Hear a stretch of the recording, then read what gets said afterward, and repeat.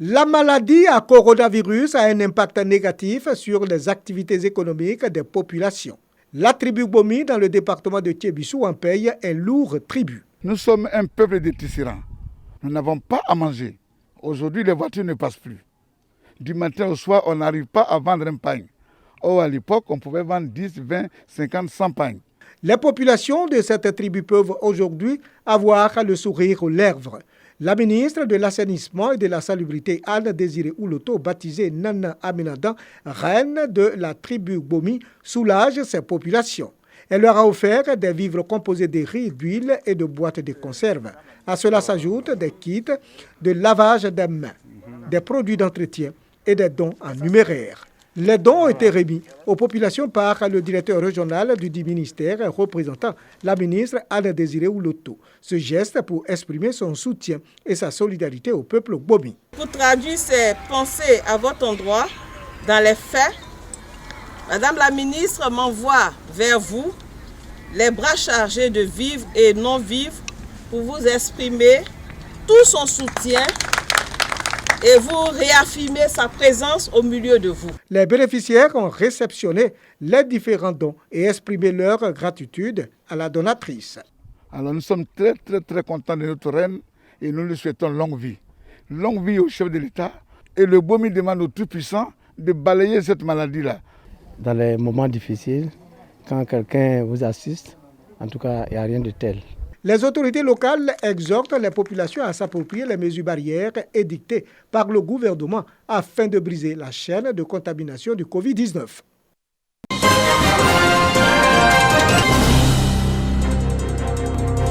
Le grand marché de Sikensi, ville située dans la région de l'Anyébi-Tiassa au sud de la Côte d'Ivoire, fermé. La raison, ces agents de l'Institut national de l'hygiène publique, dans leur combinaison, le pulvérisent. Cette initiative de la municipalité s'inscrit dans le cadre de la lutte contre la crise sanitaire du nouveau coronavirus. Le premier magistrat de la commune s'est rendu sur les lieux pour constater le travail sur le terrain. Ngatabri Joseph s'est dit satisfait et fier de l'effort des agents de l'INHP. Le maire n'a pas manqué de sensibiliser les habitants de sa circonscription au strict respect des mesures barrières prises par le gouvernement avant de leur expliquer les principes de base de protection contre la maladie à coronavirus Covid-19. C'est l'homme qui déplace cette maladie. C'est pourquoi l'État ivoirien a préféré isoler la ville d'Abidjan des villes de l'intérieur.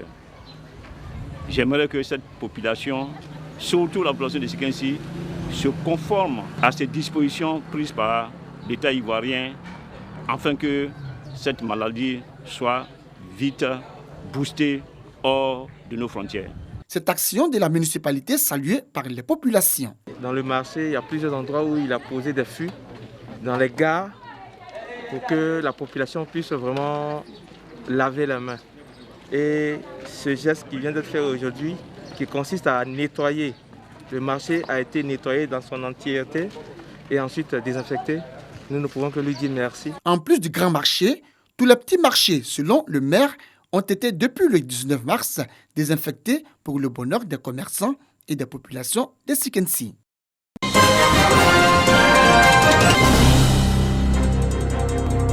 La coopérative des produits agricoles et de commercialisation de café cacao Simpa d'Agboville soutient les planteurs et les centres de santé de l'Anyébi-Tiassa en vivres et en kits sanitaires. Une initiative salutaire en cette période de crise sanitaire due à la pandémie du coronavirus. Montant total de ces kits, 10 millions de francs CFA. Nous avons fait le don dans l'objectif d'aider les producteurs.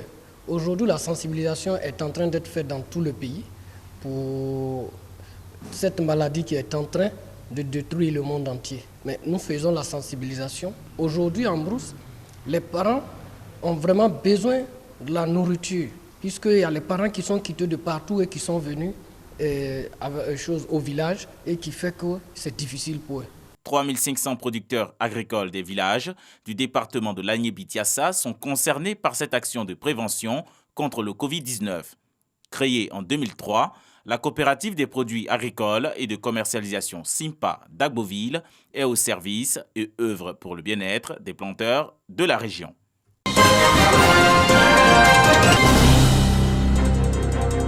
Le député de la commune de Bondoukou et des sous-préfectures de Penda Borokor et d'Apimandoum, Noël Kofi Maïzan, aux côtés de sa population. Il vient de leur faire un don de kits de lavage des mains et des cache-nez pour leur permettre de respecter les mesures barrières dans cette période de lutte contre le coronavirus. Vu la gravité de la pandémie, l'honorable Noël a fait un important don à sa population dans le but de s'inscrire dans une dynamique de solidarité afin de venir à bout de cette pandémie. Les bénéficiaires de ces dons sont les établissements sanitaires, les unités des forces de défense et de sécurité, les commerçantes et les associations de jeunesse. Je voudrais remercier encore aujourd'hui et à travers l'honorable Maïza, tous les donateurs depuis le début de la maladie qui ont commencé et qui continuent de faire les dons aux agents de santé, mais en général aussi à la population. Ce matériel, bien entendu, va nous appuyer dans notre travail quotidien. Vous-même, vous connaissez notre travail, c'est un travail de contact. Et donc, c'est une bonne chose que le député ait pensé en nous. Après la remise officielle qui a eu lieu à la préfecture de Bondoukou, les émissaires du député de Bondoukou se sont rendus au marché et dans les lieux de regroupement des jeunes pour leur offrir des kits de lavage des mains et des cache-nez. C'est dans les moments difficiles qu'on voit ceux qui sont bons. Il a toujours pensé à nous, que Dieu lui donne longue vie. Ces dons d'une valeur de 6 millions de francs CFA sont composés de 228 seaux de lavage des mains, de 1950 cache-nez, de 1000 gels hydroalcooliques, de 538 savons liquides, de 400 gants et de 12 rouleaux de papier toilette.